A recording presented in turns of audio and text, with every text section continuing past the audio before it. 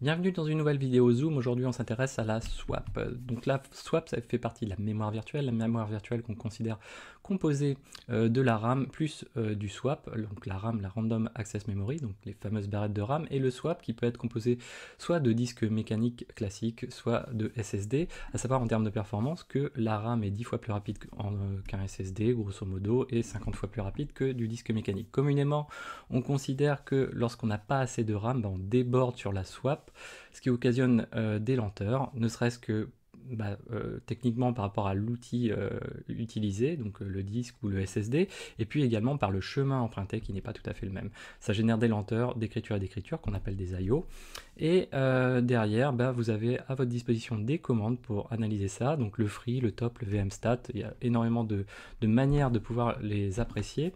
Si on souhaite désactiver la swap, c'est assez facile, on peut le faire ponctuellement, donc avec un swap off ou un swap on pour le remettre en fonction, et si on veut que ce soit durable, on peut aller éditer dans /etc fstab le montage spécifique à la swap.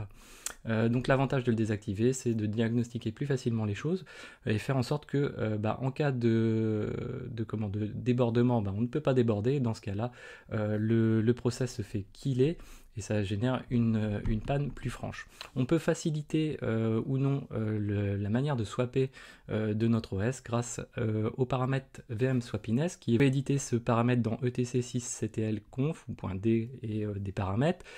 Ponctuellement, vous pouvez également l'éditer avec 6ctl-w.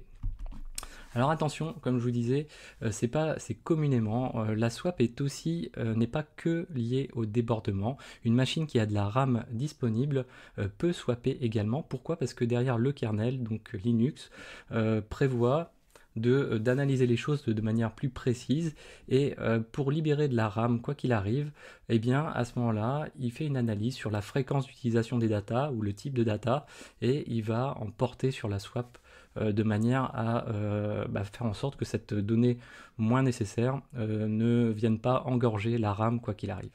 Voilà, donc j'espère que cette vidéo vous a plu, n'hésitez pas à la partager, mettre des pouces bleus, à commenter, je vous dis à très bientôt sur Xavki.